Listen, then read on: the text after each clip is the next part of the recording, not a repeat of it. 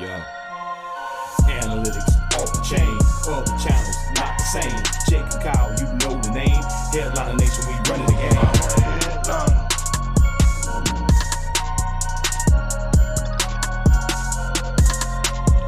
headliner.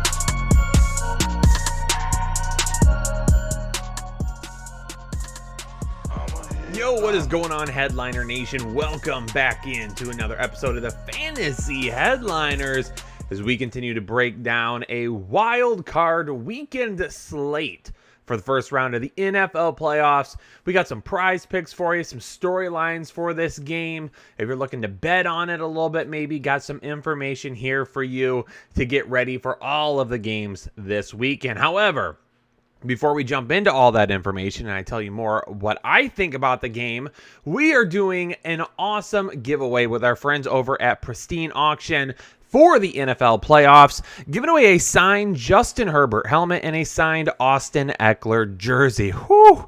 These are not prizes that you want to miss out on. And if you want the opportunity to win and be entered into the giveaway, there are a few different ways to do that. Now, first and foremost, before you do anything else, you have to sign up for a free account at Pristine Auction, and you have to use promo code Headliners. There's no ifs, ands, or buts about that. You don't even get in the giveaway if you don't do that.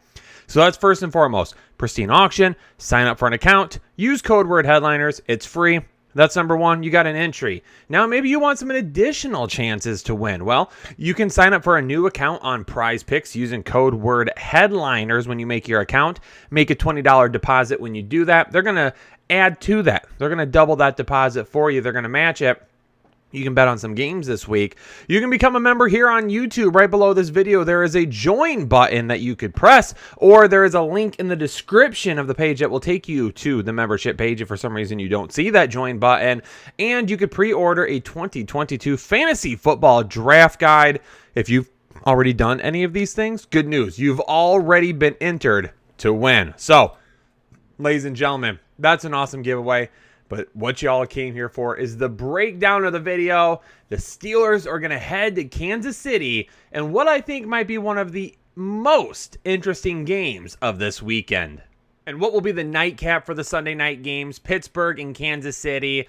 I don't know if this will be one of the best games to watch of the weekend, but I do think it has one of the more interesting storylines of the weekend and potentially one of the most interesting matchups as we kind of get into the game a little bit. Again, the nightcap, they're going to be kicking off at 8:15 on Sunday, taking place in Kansas City. The weather is not supposed to be too bad. Now, Kansas City is a 13-point favorite right now.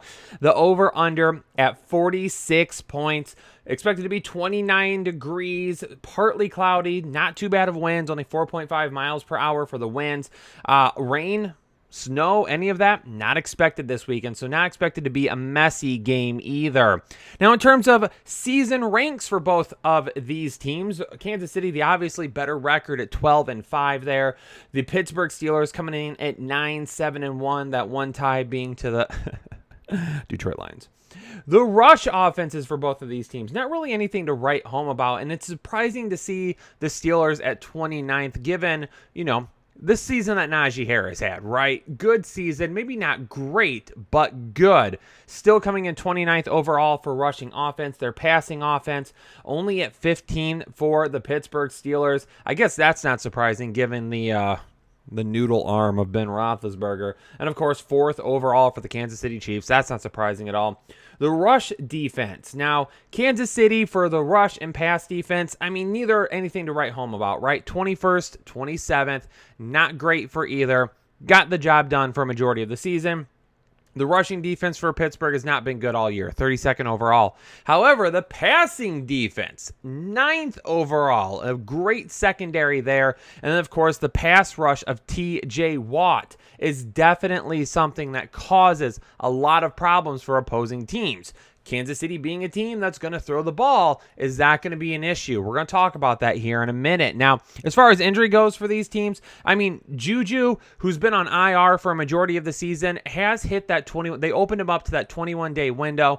They're not anticipating him playing this week. It's not anticipated to happen, but if it does, be another option, another weapon for Ben Roethlisberger to use. It'd be really good to have him this week. I don't know if that's going to happen, though. And then Najee Harris with the elbow, no indications that he's going to miss this week. Tyreek Hill, no indications he's going to miss either with his heel. And then I don't love that the running backs are banged up, because really the way to attack this Pittsburgh team is through the run game. Now, Kansas City hasn't been that good this year running the football, but to have two of your basically three running backs that get a majority of touches, hurting a little bit, does not play out well for this game. Now, storyline-wise, what do we need to be keeping an eye on here? Well, first and foremost, the Chiefs won their first matchup of the season, or really their only matchup of the season, now second, 36-10, and that was in Week 16. So not too long ago, the Chiefs were able to beat up on the Steelers a little bit.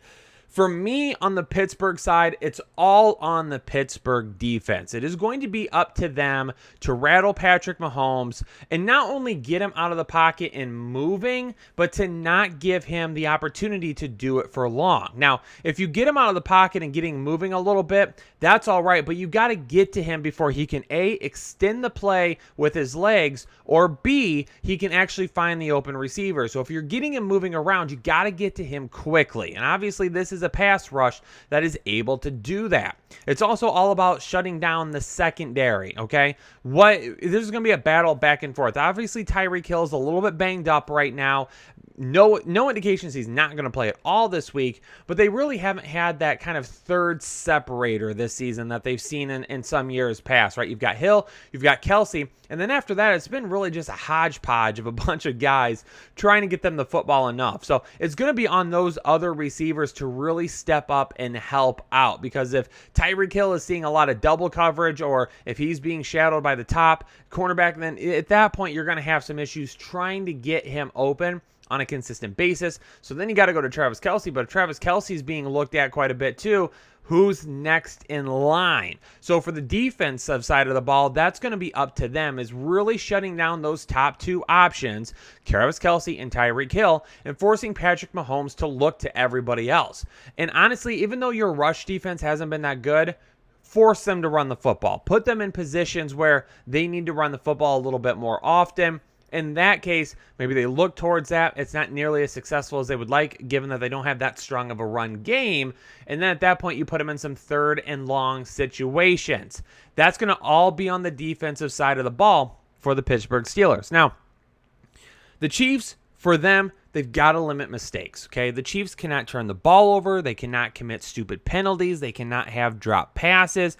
Patrick Mahomes cannot fumble or turn the football over through the air. It doesn't matter. They have to take care of the football. They have to stay out of the penalty column as much as possible, and they have to capitalize on every opportunity they can against this defense. Now, again, they're like 13-point favorites right now, and I understand why, but I don't think that this is a Pittsburgh team that's just going to come in and lay down, all right? They are going to have to be ready to go. The Chiefs, are going to have to be ready to go when this team comes in. So take advantage of every single thing. If the defense gives you an opportunity to make a big play or score, you have got to do that, okay? And on the flip side of it, you got to keep your defense off the field, okay? If you're turning the football over, yes, this offense for the Pittsburgh Steelers hasn't been great this season, but the longer your defense is on the field, given the fact that they haven't really been that good of a defense this year, the more worn down they're going to get, the more opportunities there's going to be for Pittsburgh to put one in the end zone.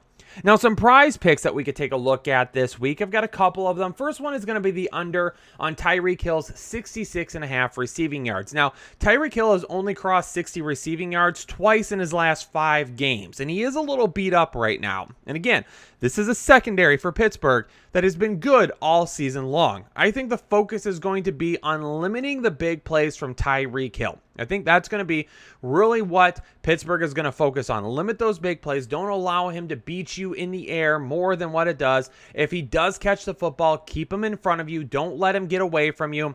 That's what they're going to do, and that's going to be one of their keys to victory, is really doing that with Tyreek Hill. And to do that, he's going to be under 66.5 receiving yards if that is the game plan they follow and they execute it well. The over for me is going to be for Najee Harris. Only 60.5 rushing yards. I got to imagine that the game plan for the Steelers is going to be to run as much as possible. Put it right down the throat of Kansas City. Make them stop Najee Harris. He's coming off a big game last week of the season.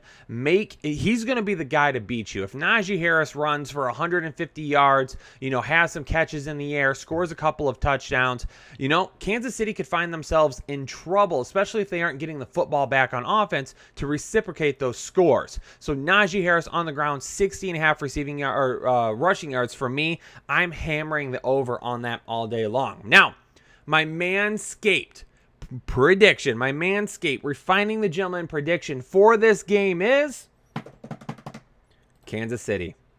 I'm not going to be able to stay away from Kansas City in this game. 24-17 is going to be my final score. Not a huge game for Kansas City because, again, that defense I think is going to rattle them a little bit, but it's going to be about executing those scores. And I do think Pittsburgh keeps it close. First half of the game, I think maybe you see this game a little bit closer. I think Kansas City fans might be sweating it a little bit, but second half gets here.